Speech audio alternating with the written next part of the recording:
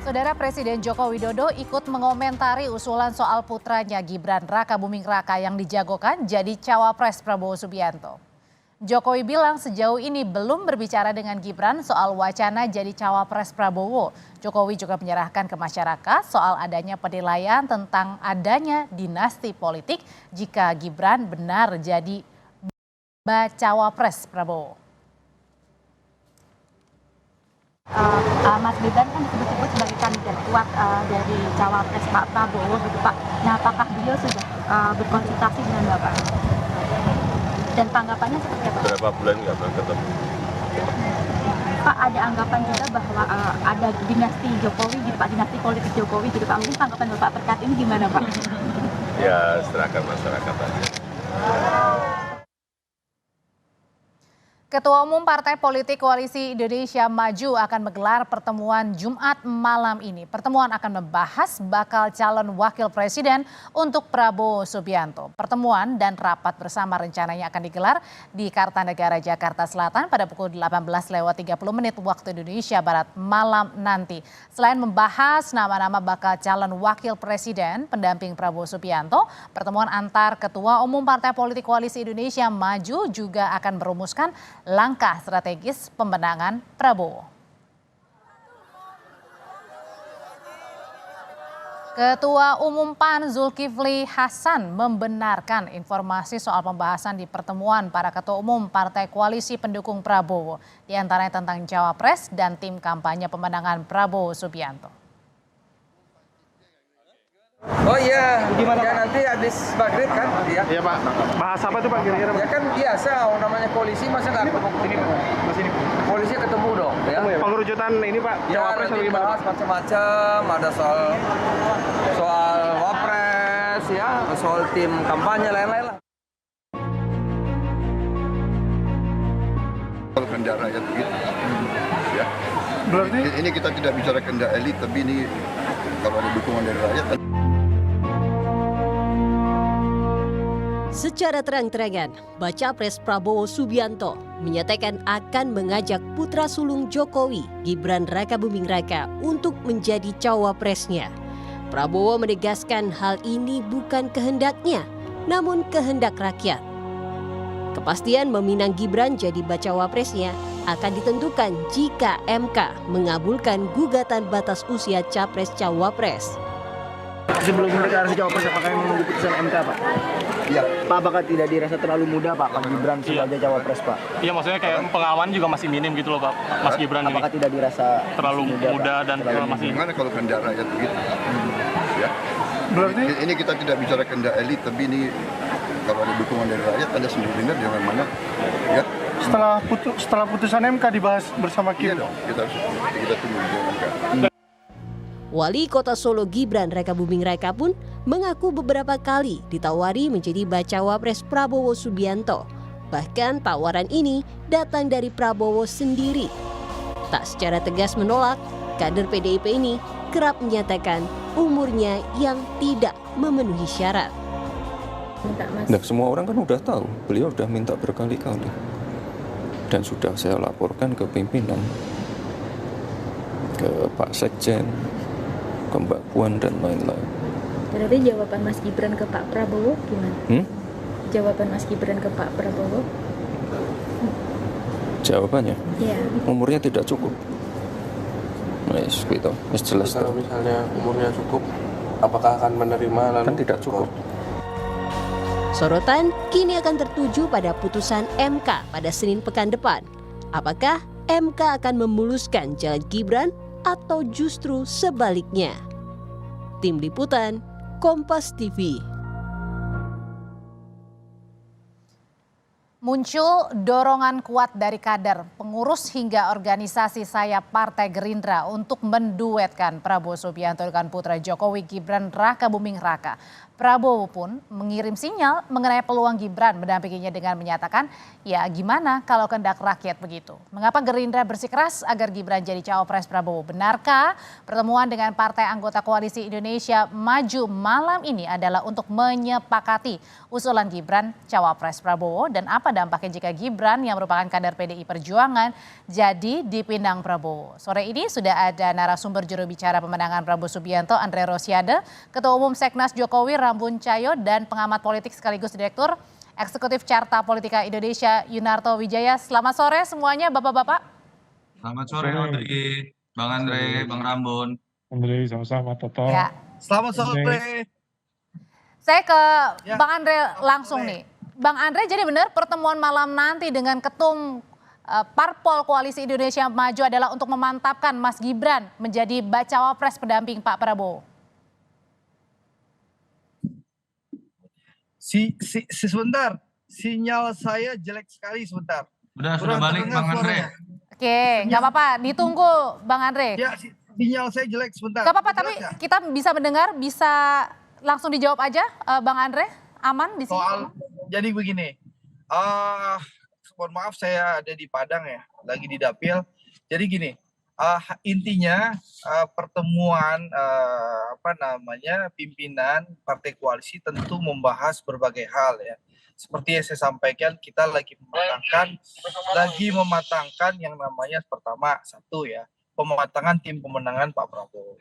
Yang kedua, pematangan visi dan misi. Yang ketiga soal cawapres. Tadi pertanyaan soal Mas Gibran ya. Ya. Betul ya? Betul. Nah, sekali lagi Partai Gerindra tentu partai yang taat konstitusi. Kita tentu tidak akan mungkin bisa memutuskan Pak Prabowo bersama Mas Gibran selama konstitusi tidak mengizinkan. Tapi memang faktanya banyak sekali usulan dari relawan Pak Prabowo maupun relawan Pak Jokowi serta partai-partai yang ada di Koalisi Indonesia Maju yang mengusulkan nama Mas Gibran. Tapi sekali lagi, Partai Gerindra dan partai-partai Koalisi Indonesia Maju adalah partai-partai yang taat konstitusi. Jadi tidak akan mungkin kita bisa memutuskan Mas Gibran atau mendorong Mas Gibran menjadi wakil Pak Prabowo selama konstitusi masih melarang. Jadi, tapi kan hari Senin nanti putusannya Bang Andre. Nah, sekarang antisipasinya juga dilakukan nggak kalau misalnya nanti dikabulkan oleh MK? Kalau nanti dikabulkan oleh MK, nanti tentu akan ada pembicaraan lanjutan. Yang jelas banyak hal yang harus kita selesaikan, Mbak. Yang pertama mulai dari pembentukan tim pemenangan. Pembentukan tim pemenangan Pak Prabowo harus dipastikan sebagai the winning team yang harus bisa mengantarkan kemenangan Pak Prabowo di Pilpres 2024. Kita lagi matangkan susunannya, termasuk siapa yang memimpin the winning team ini. Ya, karena di sebelah kan sudah ada Mas Arsyad, ya kan. Nah, di yang lain saya juga belum tahu ya. Tapi insya Allah kita akan beri kejutan. Ketua tim kita nggak kaleng-kaleng lah, gitulah. Oke, sekarang yang kedua soal bagaimana pematangan visi dan misi dan program-program yang merupakan keberlanjutan dari pemerintahan Pak Jokowi. Jadi rapatnya simultan. Jadi soal cawapres tentu belum bisa diputuskan. Gitu. Oke, sekarang saya ke Mas Toto. Mas Toto, ini benar nggak sih Koalisi Indonesia Maju, terutama Partai Gerindra ini ngotot untuk menduetkan Pak Prabowo bersama dengan Mas Gibran? Waduh, kalau ngotot saya nggak tahu ya. Pembicaraan mengenai pembicaraan mengenai putusan politik yang sifatnya strategis itu kan terjadi di panggung belakang. Tetapi kalau kita lihat runutnya kan ada jejak memang bahwa usulan terkait dengan diubahnya gugatan di MK terkait usia capres-cawapres, beberapa di antaranya kan berasal dari kader Gerindra, seperti Wali Kota Bukit Tinggi, seperti Wakil Bupati Lampung Selatan, termasuk Partai Garuda adalah bagian dari partai yang mendukung Pak Prabowo menjadi capres. Tambah misalnya keberadaan tingginya adalah juga saudara dari Ahmad Riza Patria misalnya. Jadi jelas bahwa ada jejak di situ, keinginan minimal dari beberapa kader. Apakah itu jadi generalisasi sebagai keinginan dari Pak Prabowo, saya tidak tahu. Tetapi beberapa statement Pak Prabowo juga memang menunjukkan keinginan Pak Prabowo untuk menggandeng Mas Gibran. Apakah ini sebuah peristiwa politik yang biasa saja? Biasa saja menurut saya. bahwa kemudian ada kader dari partai lain maju bersama dengan capres yang bukan berasal dari partainya, itu biasa saja. Terjadi juga dulu di Golkar misalnya 2 kali, 2004, 2014. Saya lebih ingin melihat bukan dalam konteks konstelasi elit, tetapi bagaimana pandangan dari, bukan pandangan ya, narasi yang akan menarik menurut saya untuk dibicarakan mengenai kepantasan ketika proses dan output dari munculnya nama Mas Gibran ini. Pertama, proses ketika ada pengajuan dari pihak Gerindra yang kemudian diputuskan salah satu hakimnya adalah iparnya Pak Jokowi sendiri. Yang kemudian ketika Gibran misalnya nanti lolos dan maju, ayahnya masih menjadi seorang presiden.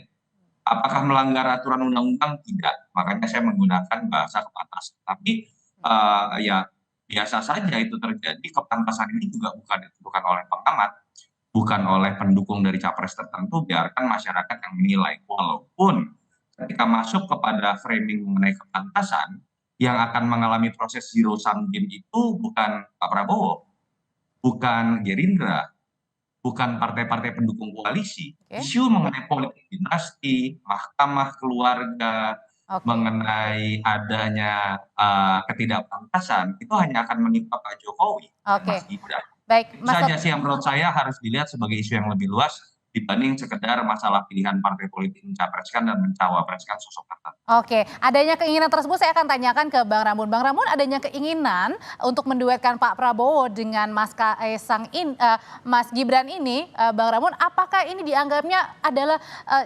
langkah untuk mengganggu Mas Ganjar sebagai baca pres? Ya, kalau mungkin tadi sudah disampaikan lah, kalau dalam konteks perspektif Gerindra apapun tentunya Pak Prabowo dan Gerindra dan partai koalisinya tentunya apapun yang mau dilakukan untuk menang akan dilakukan itu sih biasa-biasa ya, artinya sesuatu yang wajar lah. Tapi mungkin tadi sudah disampaikan oleh Toto juga, Mas Toto juga bilang ini kan soal kepantasan dan buat kita kan ini melihat ini sesuatu yang luar biasa juga gitu. Pertama mungkin tadi sudah ada proses Mahkamah Agung yang sudah begitu banyak orang yang pandangan-pandangan dari para ahli yang menegaskan dan bukan hanya sekedar merit hukumnya ya ajuan hukum yang argumen yang dilakukan itu juga begitu mempunyai ruang pertanyaan yang besar. Di samping itu juga bagaimanapun kan Mas Gibran ini dan tentunya Pak Jokowi ini kan bernaung di sebuah partai yang juga memberikan banyak perubahan dalam kehidupan mereka ya, terutama secara politik gitu ya. Apakah ini soal etika kepantasan ini akan menjadi, menurut saya akan menjadi isu besar. Nah bagi kita misalnya yang relawan Jokowi, ketika kalau seandainya benar Mas Gibran akan bergabung dengan Prabowo, kita juga harus mengambil satu sikap gitu yang jelasnya kita tidak boleh membuat bingung teman-teman kita relawan maupun para voters gitu, bahwa pendukung-pendukung ya, pendukung Mas Ganjar yang berasal dari relawan Jokowi ini juga akhirnya harus mengambil satu sikap juga gitu. Bukan berarti bahwa kita melihat ini sebagai sesuatu yang subjektif, tapi secara objektif kita perlu memenangkan Mas Ganjar dan atribusi kita kepada Jokowi kalau seandainya itu terjadi mungkin kita harus revisit ulang, jadi kalau perlu ya gitu, kira-kira gitulah posisi. Jadi kalau gitu pertanyaan selanjutnya adalah, kebenarkah kalau gitu Partai Gerindra dan juga Koalisi Indonesia Maju menunggu dulu hasil keputusan MK untuk menentukan Mas Gibran sebagai pendamping Pak Prabowo atau tidak, dan apakah ini suara dari elit atau justru dari masyarakat? Kita akan bahas usai jeda berikut ini, tetaplah bersama kami di Kompas Petang. Sama kami di Kompas Petang, Mas Toto, ini kan di Koalisi Indonesia Maju banyak yang dijagokan ya sebelumnya, ada nama Pak Erlangga Ketua Umum Partai Golkar, ada nama Mas Erick Thohir yang dijagokan oleh PAN begitu. Nah, apa yang kira-kira membuat akhirnya kuat dugaan besar bahwa Pak Prabowo ini, Koalisi Indonesia Maju akan memilih Mas Gibran kalau nanti hasil MK sudah keluar? Apa untungnya? Sebetulnya tidak ada yang mengagetkan, Audrey. Kalau kita lihat dalam hampir setahun terakhir, tidak nyampe lah, dari awal tahun 2023, kecenderungan upaya Pak Prabowo untuk menggait suara pemilih kan memang mulai menggunakan strategi baru. Kalau kita lihat kemudian mulai melekatkan dirinya dengan Pak Jokowi, dan itu terbaca sekali dari pilihan postingan di sosmed, lalu billboard-billboard yang muncul, walaupun setahu saya belum diakui itu berasal dari pihak Pak Prabowo. Tapi apapun itu terjadi secara masif, dan memang upaya melekatkan diri kepada Pak Jokowi menjadi strategi utama. Saya tidak tahu apakah karena memang tidak percaya diri dengan personal branding dirinya sendiri yang sudah kalah 2 kali dengan Pak Jokowi, atau karena alasan lain. Tetapi jelas dengan konsistensi Pak Prabowo menggunakan strategi itu, ketika kemudian dihadapkan pada pilihan menggait anak emasnya bernama Erick Thohir, menggait anak kandungnya bernama Gibran Rakabuming, atau menggait sosok lain yang kuat di Jawa Timur seperti Bu Khofifah, tentu saja pilihan yang utamanya adalah menggait anak kandung Pak Jokowi. Dan itu kan terbaca dari munculnya gugatan dari kader Partai Gerindra di MK. Saya percaya sekali kader Gerindra kader yang taat instruksi. Kalau tidak mendapatkan restu atau ada upaya pelarangan, tidak akan berani gugatan itu dilakukan di MK. Jadi ada sebuah rangkaian yang menurut saya memang memperlihatkan memang ada kengototan Pak Prabowo, dan kepercayaan diri Pak Prabowo hanya bisa menang kalau kemudian melekatkan diri dengan Pak Jokowi. Pertanyaannya kan bukan di situ, tetapi kepada apakah Pak Jokowi dan Mas Gibran akan mau masuk dalam skenario tersebut. Itu yang tadi saya jabarkan di awal. Ketika masuk kepada pilihan Pak Jokowi setuju atau tidak, Kalau gitu, itu bukan lagi bicara tentang elektoral, tapi sudah masuk kepada kepantasan yang kemudian zero sum game-nya ini bukan menimpa Pak Prabowo dan Andre Rosiade, tapi kepada Pak Jokowi sendiri dan Mas Gibran sendiri. Oke, Bang Andre, sebenarnya kalau pemilihan dari bacawa pres mendamping Pak Prabowo ini harus persetujuan dari Pak Jokowi kah?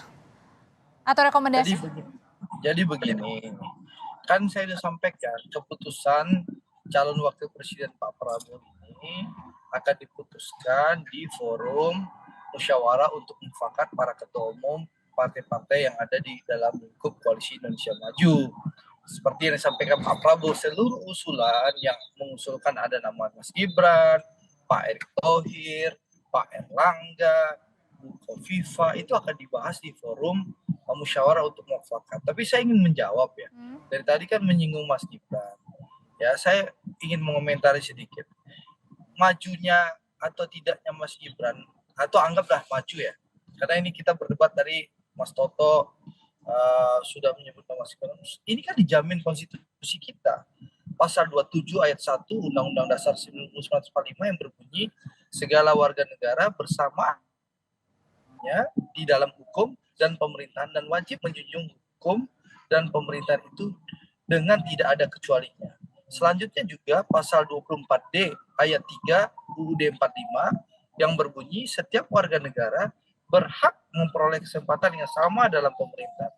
Nah, selanjutnya pasal 43 ayat 1 dan 2 Undang-Undang Nomor 39 tahun 99 tentang HAM yang berbunyi setiap warga negara berhak untuk dipilih pemilu berdasarkan persamaan hak melalui pemungutan suara yang langsung, umum, bebas, rahasia, jujur dan adil sesuai dengan ketentuan peraturan perundang-undangan. Jadi kalau bicara politik dinasti juga tidak relevan karena Mas Gibran nanti kalaupun ikut kontestasi, Mas Gibran itu kan harus bertarung, berkompetisi, ya, bisa menang, bisa kalah.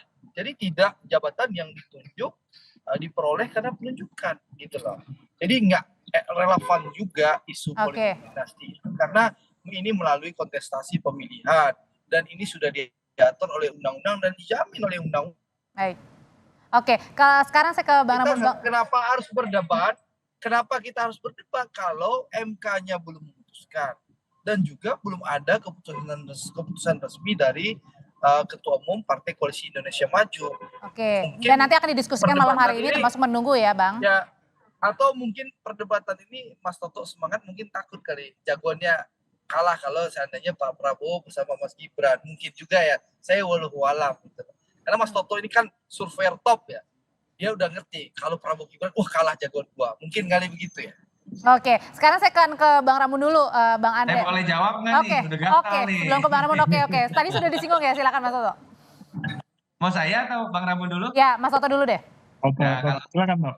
Kalau saya jelas aja ya, kalau Bang Andre juga punya data survei, sebetulnya survei malah memperlihatkan suaranya Prabowo Gibran itu jauh lebih kecil dibandingkan dengan suaranya simulasi Prabowo Erik. Dan setahu saya memang kan Andre juga tidak terlalu senang ya kalau nanti keputusannya Prabowo Gibran, karena dia ini kan ada di Komisi 6, cenderung lebih memilih Prabowo Erik. Tapi kan bukan tentang subjektivitas kita masing-masing.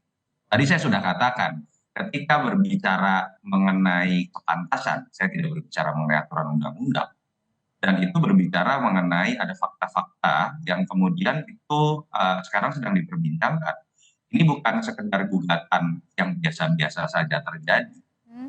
Problem mengenai potensi konflik of interest terkait dengan keberadaan iparnya Pak Jokowi di MK itu sudah muncul ketika kemudian beliau dilantik menjadi ketua MK. Dan kemudian apa yang ditakutkan sekarang terjadi momen ketika ada potensi konflik of interest. Tapi kemarin katanya Pak Mahfud bilang kan jangan berandai-andai, jangan meramal-ramal dulu Mas Oto. Kalau kita bicara Prof. Mahfud, malah secara tegas Prof. Mahfud sebagai ahli hukum dan Menko Polhukam mengatakan MK tidak berhak untuk kemudian memutuskan masalah batasan usia, karena ini open legal policy harus dikembalikan ke DPR loh, Audrey. Oke. Tetapi ketika berbicara mengenai katakanlah tetap akhirnya diputuskan melalui voting, kita belum tahu hasilnya seperti apa, walaupun ada yang menyatakan sebetulnya Senin lalu sudah diputuskan. Saya nggak tahu Bang Andre pura-pura tidak tahu atau betul tidak tahu gitu ya. Dan besok itu kan kalau kita baca dengan jeli, bukan sidang pengambilan keputusan, tetapi pembacaan putusan. Kalau logikanya seperti itu, berarti sebetulnya sudah ada yang diputuskan. Apakah betul sudah bocor atau tidak? Saya juga tidak tahu. Tapi balik lagi, terkait dengan masalah politik dinasti, kritik sebesar-besarnya saya kepada Andre Rosiade. Kalau alasan utama mengenai politik dinasti itu didasarkan pada pasal-pasal yang disebutkan tadi, artinya terminologi politik dinasti yang dialamatkan dalam setiap pilkada, dalam daerah-daerah. Mas Toto, tahan dulu sampai di sana. Tahan dulu sampai di sana. Saya akan ke Bang Ramu dulu. Bang Ramu, sebenarnya kalau misalnya kan peristiwa ini bukan hanya kita nunggu di hari Senin hasil putusan dari MK ya, tapi kita juga akan ada besok peristiwa salah satu relawan yakni adalah Projo akan mengumumkan siapa yang akan didukung. Sebenarnya kalau dari Seknas Jokowi sendiri, ini keputusan-keputusan dari tim relawan ini dapat arahan nggak sih dari Pak Jokowi atau gimana sebenarnya, Bang Ramun? Oke, Pak Jokowi sampai saat terakhir seperti saya waktu di Rakernas sebenarnya saya tanya gitu secara diam-diam juga, Pak Jokowi bakalan mengendorse salah satu nggak? Dia hanya tersenyum gitu dan tidak memberikan suatu kepastian. Dan dugaan saya dan saya juga sampaikan juga, kita bisa ngerti deh kalau Pak Jokowi netral lah gitu ya, intinya gitulah. Artinya nggak akan membuat endorsement apapun gitu. Itu kemungkinan yang akan dilakukan oleh Pak Jokowi gitu ya. Artinya tapi kan kita juga nggak bisa naif melihat kalau seandainya Mas Gibran ada di seberang sana, terus Pak Jokowi kita semua berpikir bahwa bagaimanapun itu anak kandungnya gitu ya kan, ini kan suatu hal yang paling inti daripada kehidupan sosial kita gitu, dan bagian dari keluarga. Tidak ada cara lain kita untuk menginterpretasikan berarti Pak Jokowi itu ada di seberang sana. Artinya kan kita sebagai relawan Jokowi itu kan harus mengambil sikap. Yang relawan Jokowi yang sudah memutuskan untuk mendukung Ganjar ya. Karena kalau kita ini tidak ada instruksi atau apapun, kita hanya melihat dari keseluruhan tanda-tanda reaksi-reaksi yang dari teman-teman. Dan sebenarnya teman-teman ini memilih Mas Ganjar ini juga bukan hanya karena instruksi, tapi juga sudah melakukan pengkajian dan penelusuran. Jadi pilihan ini adalah pilihan rasional. Jadi buat kami besok misalnya Projo akan memilih selain Mas Ganjar itu sesuatu yang kita juga bisa duga, sebenarnya sudah kita duga-duga juga gitu. Ya kan, karena di sebagian besar daripada relawan Jokowi sebenarnya sudah mengambil keputusan untuk mendukung Mas Ganjar dengan berbagai macam karakteristik dari Mas Ganjar dalam kaitannya dengan Pak Jokowi gitu. Jadi buat kita itu yang jadi patokan kita. Tapi kalau seandainya sekarang Gibran ada di seberang sana, itu mungkin akan membuat reaksi yang saya rasa reaksinya agak luar biasa. Ya. Bang Ramun terima kasih, Mas Oto terima kasih, Bang Andre terima kasih, sehat selalu. Yuk, sama-sama. Ya, terima kasih. Sama-sama.